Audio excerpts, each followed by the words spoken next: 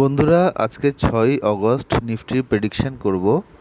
Nifty এর আগের দিন যে বিয়ারিশ ক্যান্ডেলটা তৈরি করেছে এবং এতটা গ্যাপ ডাউন হয়ে ওপেন করেছে, তো মনে করা হচ্ছে যে নিফটি যতক্ষণ অবধি 24,097 এই লেভেলটা ক্রস করছে ততক্ষণ অবধি নিফটিতে কোনো রকম কোনো বুলিশ মুভমেন্ট আসবে না।